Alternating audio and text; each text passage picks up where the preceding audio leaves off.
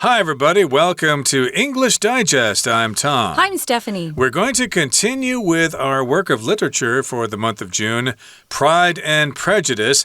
And last time we finished summarizing our featured novel, and it seemed to have had a happy ending, didn't it? Yes, it did. Bingley and Jane, of course, got engaged and later married, and so did Darcy and Elizabeth. Right. Okay. So today, of course, we're going to talk about the book itself, why it's such a great book, and why we think you might enjoy reading it. I might pick it up myself, although we did say that it's kind of a novel that would be of interest to women more than men. But still, I'm sure it's got some pretty good writing in there, and you can enjoy the prose in this novel pretty well. And it's an old novel, and back then people wrote really well. They were better educated in terms of language use and stuff like that. So it's certainly going to be worth reading. And indeed, the plot is kind of interesting. You know, who's going to end up with who and what scandal is there and how do they resolve these problems and stuff like that. So we'll talk about that in today's lesson. And again, we'll also talk about the author herself, Jane Austen. So let's get to it. Let's read the entire contents of our lesson now one time.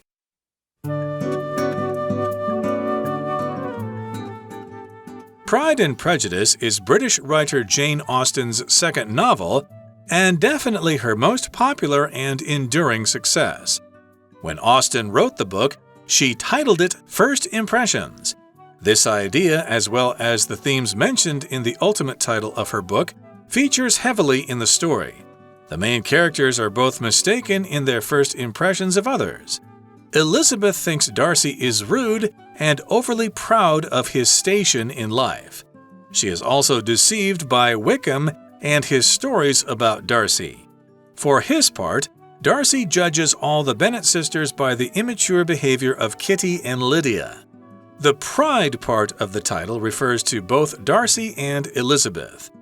Darcy is indeed proud of his wealth and status, though not to the extent many people assume from his aloof demeanor. In fact, he is uneasy in social gatherings and therefore gives the impression of being snobbish. Elizabeth, meanwhile, takes pride in being a good judge of character. Thus, learning she has misunderstood Darcy and that she has been misled by Wickham shakes her to the core. As she declares when she realizes her mistakes, "Till this moment, I never knew myself." In addition to swallowing their pride, Elizabeth and Darcy must overcome their prejudices. Elizabeth has to accept that her first impressions are not always correct, while Darcy must alter his way of thinking about people from a lower social class. As they interact and critique each other's faults, Elizabeth and Darcy not only improve their self-awareness, but also develop a deeper affection that leads to the novel's heartwarming conclusion. Okay, guys, Pride and Prejudice is British writer Jane Austen's second novel and definitely her most popular and enduring success. I think she had 6 novels. There was one that was half finished when she died that someone else finished. And I know just recently, this past year, I think maybe 2 years ago, England, of course, made it into a TV series. I didn't like it as well as her other stuff, but it might have been how they portrayed it on TV. I don't know. We can't always judge a book by a TV series or a movie, because it's an adaptation, it changes. But Pride and Prejudice is by far her most famous novel. She was born in 1775 and she died in 1817.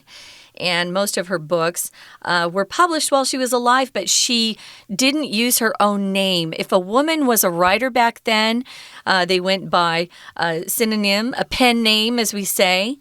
And she also was it was an anonymous thing. So even in her own town, people weren't really aware that she was a writer. She would read her books aloud, though, to her family and friends for entertainment. Pretty cool. It's always fun to listen to literature read out loud. Yeah. There's no shame in that. And, of course, you can get audiobooks online. And also, Pride and Prejudice is an old novel, so it's in the public domain, and you can probably download it for free somewhere on the internet. So here it says Pride and Prejudice is British writer Jane Austen's second novel, and definitely her most popular and enduring success. So again, as you said, she's written several novels.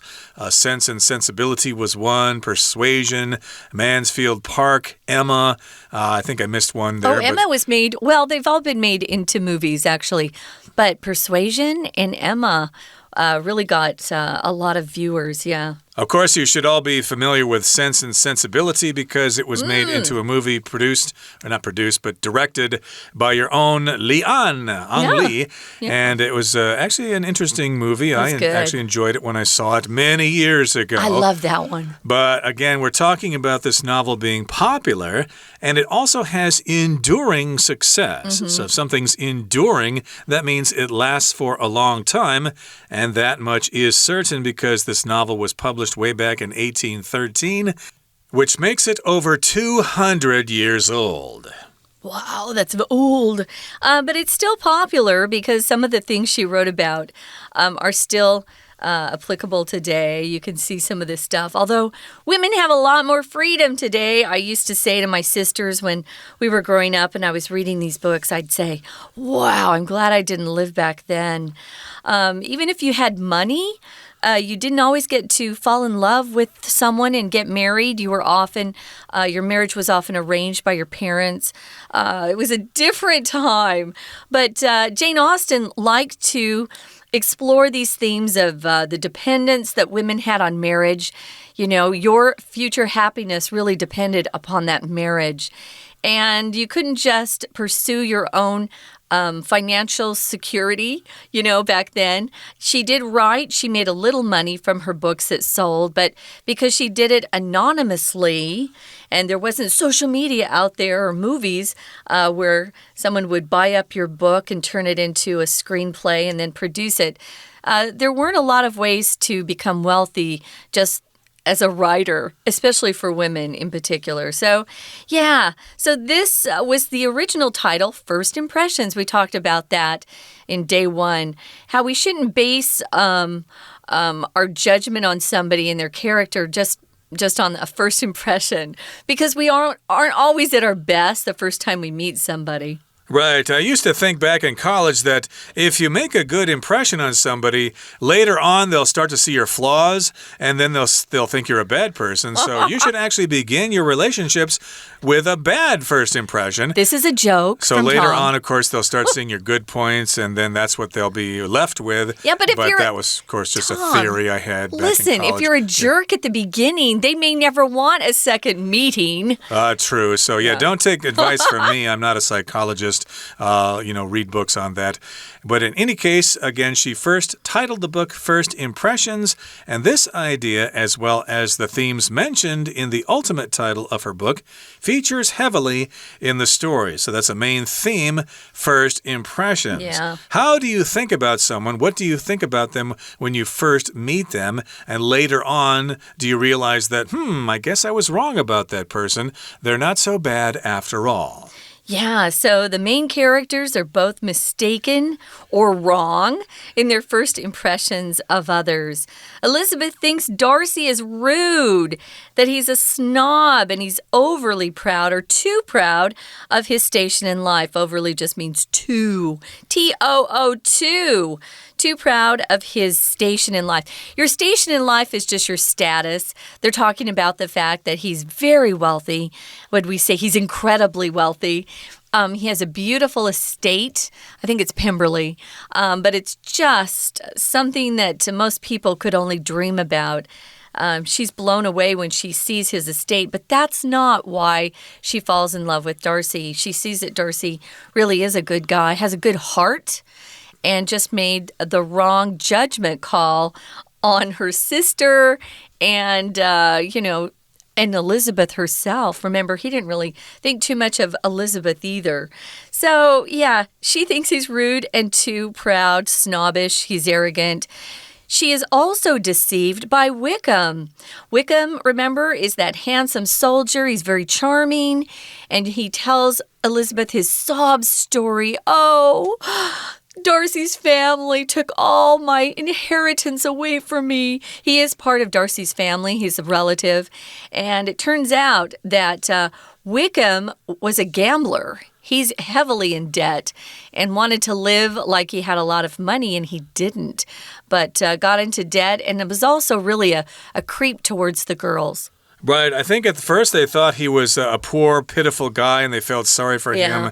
But actually, he turned out to be a rotten egg. He's a creep. And yes, indeed, she was deceived by George Wickham.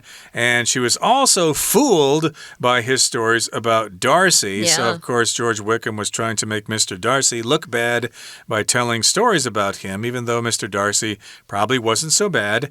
And for his part, Darcy judges all the Bennet sisters by the immature behavior of Kitty and Lydia. So that's not really fair either. Of course, we've got Kitty and Lydia. They're immature. They're kind of wild and out of control. So he saw them and he thought, if these girls are so bad, the rest of the family must be bad too. Yeah, that's not very fair either. I would hate for people to judge me on one of my relatives that I'm not very proud of. So, yeah, we need to be careful about that. He judged the Bennet sisters by the immature behavior of Kitty and Lydia. Remember, they would giggle and flirt with the soldiers and do all the things they weren't supposed to do back then. There were very strict rules of behavior between men and women back then. And these two just never seemed to grow up. They continue to act like little kids instead of acting like young ladies that they were supposed to be. Now, moving on to the next paragraph. Actually, Tom, let's take a break here. Sure. Let's listen to our Chinese teacher for a bit, and then we'll be back to continue talking about Pride and Prejudice and some of the themes in that book. 听众朋友大家好，我是安娜。我们前2天带大家先针对《傲慢与偏见》Pride and Prejudice 的故事情节做一些了解。那我们今天就来看一下《傲慢与偏见》它的作者是谁呢？他是一个英国很有名的作家，叫 Jane Austen。这是他的第2部小说哦，而且这真的是他最受欢迎、最历久不衰的那种成功之作。一直到现在拿来看，都觉得真的还是很好看，不觉得是100-200年前的作品。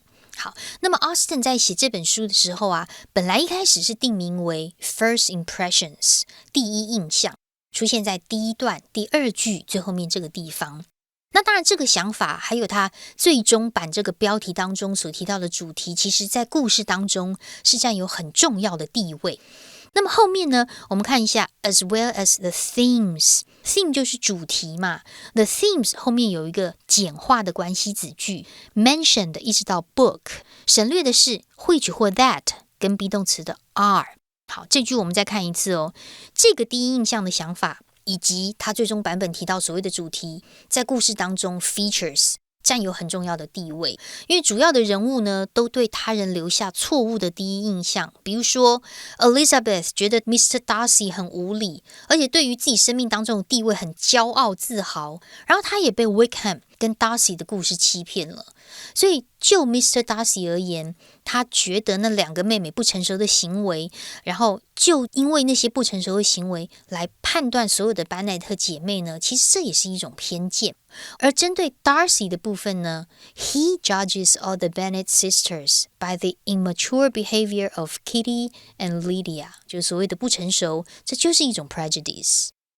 We're going to take a quick break. Stay tuned. We'll be right back.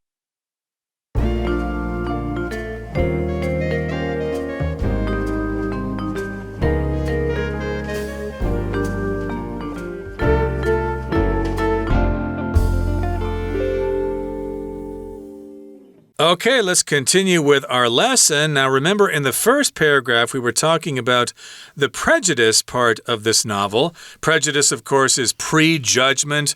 You basically learn a few things about somebody, and then you make some conclusions based on that limited information. So that is prejudice. And now in the next paragraph, we've got the pride part of the title. That refers to both Darcy and Elizabeth. So, of course, prejudice is prejudgment about other people, but pride basically means you think you're better than other people. And this, of course, refers to both Darcy and Elizabeth. They're both guilty of being proud. Darcy is indeed proud of his wealth. He's indeed impressed with himself. He thinks he's better than other people. Definitely, for sure, he's got that. He's proud of his wealth and his status. Some people say status, but I say status. I think that's more common, actually. Your status, of course, is your station in life, as we talked about earlier. Your position in society. Your social standing. Your social standing, very good. And he's proud of that. He's proud of all the money he has and his position, though not to the extent many people assume from his aloof demeanor. So here we've got the extent, which means the range of something. So yes, he is kind of a snob. He is proud of his wealth and status, but not really that much. Not as much as people think, because I guess they misunderstand his aloof demeanor. If you're aloof, well, you're not really involved in situations. Maybe you don't really join conversations so much. You're kind of off by yourself. And demeanor here just refers to your personality or your behavior. So maybe he's just kind of shy, and a lot of times shy people are mistakenly believed to be snobbish, which probably isn't true. Yeah, if someone's aloof, I don't know, aloof kind of gives you that feeling that they're very unfriendly, right? And they don't feel like you're worth talking to. Kind of cold. So be careful when you use aloof. Someone might just be quiet or shy. When I see aloof, sometimes I feel like somebody doesn't want to participate for some reason. So yeah, he was a quiet person. Felt uncomfortable when he was around big crowds that were being silly. He was very smart, well-behaved. And some of these parties, people would be kind of silly after they would drink a little bit. You know how people get when they're drunk. But he always needed to present a very well-behaved demeanor. That was part of his inheritance. When you had that much power back then, you were expected to behave, although a lot of those wealthy, rich people did not behave at all. Now, it says here, we talked about status. Tom talked about that. Extent is one of our vocabulary words. Extent here is a noun. It just means the degree to which something goes out or is spread, the scale of something, the size of something. So not to the extent or the degree. You could also just substitute that word, not to the degree. Many people assumed from his aloof demeanor. Demeanor is just your outward behavior, what you are perceived by other people as being. It's your bearing. It's kind of an old-fashioned literary word, bearing. Your demeanor, your outward, your outward behavior that people can actually see. Indeed, your behavior, and people probably think that you're snobby because you're being quiet, but maybe you're just kind of shy, as we've said. And in fact, he is uneasy in social gatherings and therefore gives the impression of being snobbish, which is basically what we just said. Yeah. A gathering is when people get together, and again, if you're rich, you're expected to be a good conversationalist.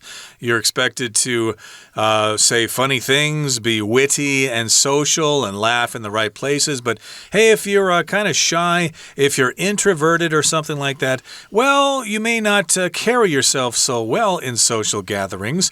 And if people see you acting that way in a social setting, then you'll have the impression of being snobbish. People will think that you're a snob, that you think you're better than other people.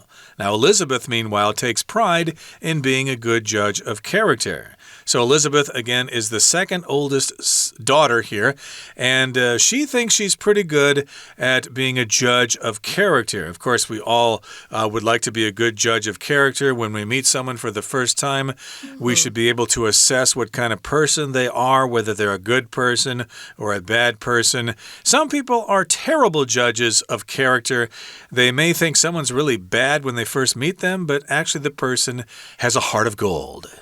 Yeah, it could happen that way. So she feels terrible when she learns that she's really misjudged or misunderstood Darcy, and that she has misjudged Wickham, too. She's wrong about Wickham. She was misled by Wickham.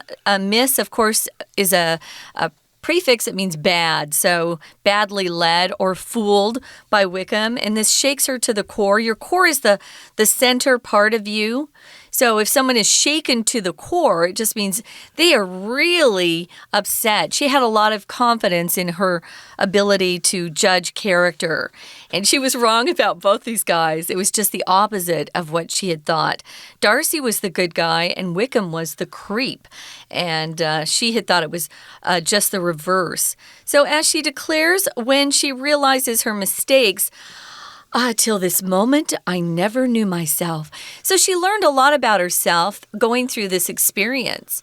And that's what we should take from this. Sometimes you are wrong, but don't just leave it there. Figure out what you can do better next time, what you learned from it. She definitely learned that she wasn't infallible. Infallible just means someone who never makes a mistake.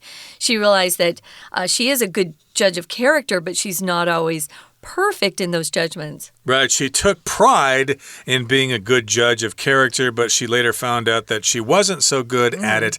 Maybe she was good at it to a certain extent, but basically she was totally wrong about Mr. Darcy and Mr. Wickham. Now, here in the final paragraph, it says, in addition to swallowing their pride, Elizabeth and Darcy must overcome their prejudices. So here we've got a phrase to swallow one's pride, which means basically you have to admit to yourself that you were wrong. Nobody likes to admit they're wrong, and when you're presented with enough evidence and everybody realizes that you're wrong, you basically have to swallow your pride. You have to admit to yourself and to other people that you were wrong, and you probably have to apologize to other people. You could potentially lose a lot of face, but still it's pretty good because once you stop lying to yourself and stop lying to others, you can start anew and be a brand new person. Yeah, and I think people will be impressed with your honesty. You know, if you can actually admit you made a mistake, that's always good too. So in addition to swallowing their pride, this is a phrase we use in English to talk about, getting over yourself. You know, it's really hard to apologize when you're wrong, especially in some certain situations, but sometimes you have to just swallow your pride or let go of your pride and do the humble thing and say, you know what, I was wrong, I'm sorry. Elizabeth and Darcy must overcome their prejudices. They both have them. Elizabeth has to accept that her first impressions are not always right, and she really felt like she was always very correct in her first impressions.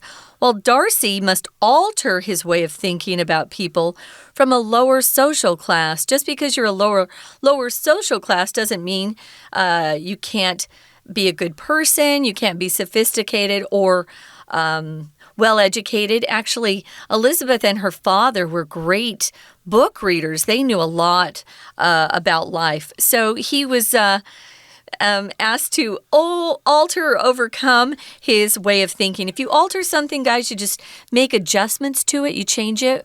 We often will use alter when we're talking about sewing. Maybe you buy a new suit, guys. The legs are too long. You want to get it altered or the legs shortened a bit. So you can use alter just to talk about changing things a little bit. And as they interact and critique each other's faults, Elizabeth and Darcy not only improve their self-awareness, but also develop a deeper affection that leads to the novel's heartwarming conclusion. Indeed, it does have a happy ending. Yeah. So they communicate and they point out each other's faults, and they alter their personalities, and they improve their self-awareness. They know who they are, and as a result, they have a deeper affection. They have deeper love for each other, and of course, that leads to the heartwarming conclusion. Everybody's happy, everybody gets married to the right person, and they all lived happily ever after. Okay, that brings us to the end of our explanation for today. Let's listen now to the heartwarming conclusion of our lesson by our Chinese teacher. 而书当中所谓的 Pride and Prejudice， 那个 Pride 这个部分到底指的是什么呢？它指的就是 Mr. Darcy 跟 Elizabeth， 其实指的是这两个人。因为 Mr. Darcy 他的确为了自己的财富跟地位感到很自豪的，虽然并没有说到很多人从他那种高冷的举止去推断的那个程度。我们来看一下第二段第二句好了，因为这句感觉好像不太好读。第二句的 Darcy is indeed proud of his wealth and status， 逗点之后的 though 就是 although 嘛，连接词。虽然 not to the extent 并没有到那个程度，哪个程度呢？它其实是程度这个副词先走了。接下来 though 之后真正的主词是 many people， 很多人，动词 assume推断，所预想的，所猜测的，所觉得的 from his aloof demeanor， 从他那种好像很高冷很超然的风度，那样子的一个判断的程度。好，所以事实上呢，他在社交聚会当中其实还蛮感到那种焦虑不安的，所以会有给人感觉好像有一种很势利的一种印象。那当然同时 Elizabeth 以自己擅长批判他人的性格感到很骄傲啊，所以当他知道自己误解了 Darcy， 还被 Wickham 误导，这个时候他就觉得很震惊了。我们来看一下第二段第5句这个地方，在这里呢 learning 得知是句子真正的主词，但是得知有2件事，第一件事情从 she 一直到 Darcy， 第二件事情呢是用一个连接词来连接的 and that she 一直到 Wickham。特别注意哦，在这里的 learning 指的是得知这2件事情，句子的主词是 learning， 它应对的是后面的动词 shakes her to the core， 让自己彻底的震惊。但是我要强调的重点是 learning 虽然在这里当主词是动词 ing， 可是它还是包了2个受词在后面，而且都是句子。假设都是句子的话，应该有连接词。第一个连接词 that 可以省略，可是第二个连接词 and that， 这里的 that 就不能省略咯。如果再省略，句子就会看不清楚，大家就不知道文意到底如何了。好，所以在了解自己之后啊，就正如他自己意识到自己错误，他自己说，直到这一刻我都还不认识自己耶。在第二段最后这一句，第一个 as 在这里就是如同好像的意思。我们曾经说 as 如果当连接词有3个意思， because when 或如同好像。怎么判断呢？只能够从上下文的文意去做一个判断。当然除了吞下自己的傲慢之外， Elizabeth 跟 Mr. Darcy 还必须要克服他们自己的偏见，因为 Elizabeth 必须要接受他对第一印象并不总会是正确的这种事情，而 Darcy 呢，则必须要改变他对于来自社会下层人士的一种看法。我们来看一下第3段第2句，中间逗点之后的 while 是连接词，表示然而如何如何，所以刚好在这里的句子前后提到的是 Elizabeth 必须怎么做，而 Darcy 应该要怎么做。那么当 Darcy 跟 Elizabeth 在互动跟评论彼此的时候，不仅是增进了自我的意识，还发展出更深的感情，因而就促成这个小说动人的结局。最后面的 a deeper affection 这3个字可以画起来，因为 that 到句尾是限定用法的关系子句，限定并且修饰了这个所谓的 deeper affection。如果真的有时间的话，建议大家其实可以把原著借来看一看哦。我是安娜，我们下次见。All right, that brings us to the end of our lesson for today. Thanks for joining us, and hopefully we have inspired you to try to read Pride and Prejudice yourself or some other novels by Jane Austen. From all of us here at English Digest, my name is Tom. I'm Stephanie. Goodbye. Bye.